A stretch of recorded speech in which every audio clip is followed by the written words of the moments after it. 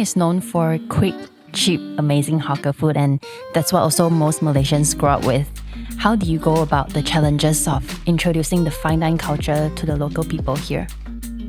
Yeah, of course, that's one of the crucial point, but I think it's just one of the stage. It's just our current stage, but it doesn't. And I think I mean, it's been 4 years. Not just 4 years. Since I come back to Malaysia and arrived Penang, it's almost it's getting 6 years, and I see a lot of improvements. It's definitely a different stage from. I mean, the current stage definitely different from the stage when I just came back to Malaysia, and things have improved a lot. You don't just forget, Penang is not just a city; it's also a place for tourism. It's never just a place for local. Even so, I think the locals is still very important for the restaurants. The regular support and their understanding is also very important, because I mean, from where my past experience and travel experience.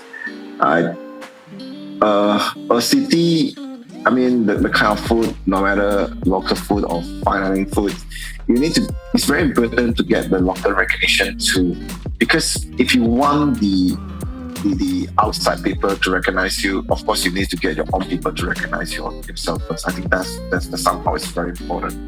And I think, that I would say that from this point, I see a lot of improvement from the past 6 years.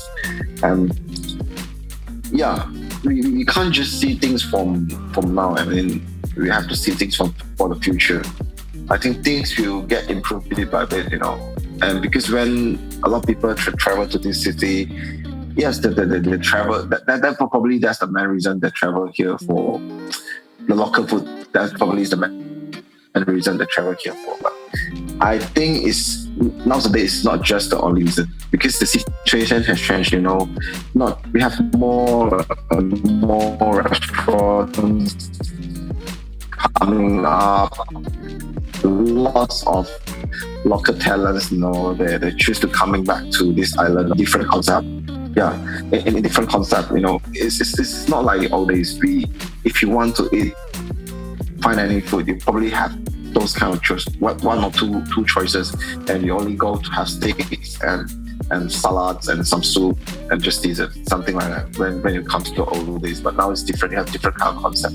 You can have different type of Italian food, different French food, or different kind of innovative cuisine. What is similar like what I'm doing now. You have just more and more, and I think this kind of talents, when they're coming back, they raise the bar of the whole dining scene.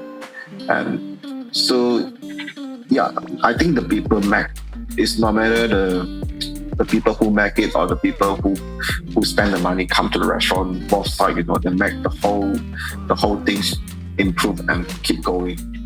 And I think that's very important. The whole environment has changed. Even we have more 5-star and luxury hotels coming. When these people, they come for staycations, they come. I mean, they can't eat the hawker food for 3 meals and for 3 days trip or the whole weekend. They have to find something else to make their Penang experience more complete and better. I think all this will drive for a better direction and the whole dining scene to even improve. I watched a video a few days ago about how a fine dining restaurant, they prep their meals behind the scenes, like how each toast is measured and cut into the same size, or how each cabbage is weighed accordingly before it's cooked. And I see how delicate it is, and I myself has experienced fine dining as well, and the experience was amazing. How I was treated as a customer, how they explain and how it's played so intricately, like what you have said, the amount of care that's put into it. But Asian cuisine is usually served in abundance, a lot, like steamboat or like a plate of fried noodles. It's more for sustenance and indulgence, while fine dine is more on to quality and appreciation of the ingredients and how they work together. So how do you get people to understand that fine dine is not your usual Asian food, and it's also pretty expensive, and not a lot of people, not most Malaysians would agree to it? What do you have to say about that? First of all, we are here not trying to make people to understand what we do. We are not coming to this point. So yeah, that's where I was trying. Is everything is so precise. You have to cut everything by a certain centimeter. You have to set up everything. It has to be right by right or by left, or have to serve it this way, things like that. I guess that's the fundamental. Certain things is still within the principle and the ways, but because again, you are in Malaysia, you are in Penang, you have to blend into the culture. That's why I say we are not coming here to ask people to understand us. We are feeling ourselves into the cultures and the whole environment. You want the people come to your restaurants to dine in a way like they enjoy the good food, they enjoy the good service. But sometimes they're not coming here to lecture them how to eat and how to dine. That's not what we want to do. We want the people just enjoy food and enjoy the service, and talk with us like a friends, share with us how they think the restaurant, everything just like a friends, It's just a friends. They come to a place, they pay the meal, and we cook for them. It's nothing to that way, We want to lecture the guests, let them to understand how to eat things like that. I don't think that's the right way to run the restaurant. Yeah. What is the most interesting flavor pairing you have ever come across in your time as a chef? I have done quite a lot of flavor combination in a very, yeah. If you ask me now, it's hard for me to memorize one, but from the guest comment or perspective, probably is one of the dessert it's always on our menu. It's actually inspiration from my mom again, and it's the pineapple. It's a dessert with pineapple and soy sauce and chili. But I think probably sounds a bit very familiar for certain locals, especially Teochew people, because it's kind of their culture, it's their heritage food. So basically, how they enjoy it is they have the chunk of pineapples and just with chili padi and soy sauce. Sometimes people put a little bit sugar. That's how the people enjoy it at home. But here we transfer it.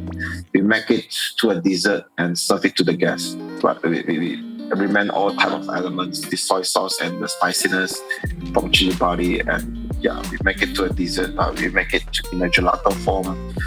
And pie and some pickled pineapple and soy reductions.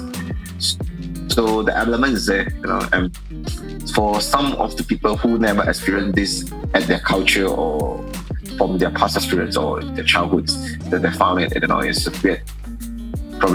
a weird combination. Some people like it, some people don't like it because they think that this shouldn't be spicy. I mean, that's the kind of mindset. I mean, again, it's related to our last question. Nobody going to teach you what in fine dining, what type of food going to be served or what type of ingredient you can use or what type of combination you should use for the fine dining restaurant. I think that shouldn't be that kind of formula to present in any form for the restaurants. Yeah. So we can choose our ingredients, what to cook and what to plate and what to use in the restaurants, and the guests should come open mind to enjoy that. And of course, you can share with us your comments and feedbacks.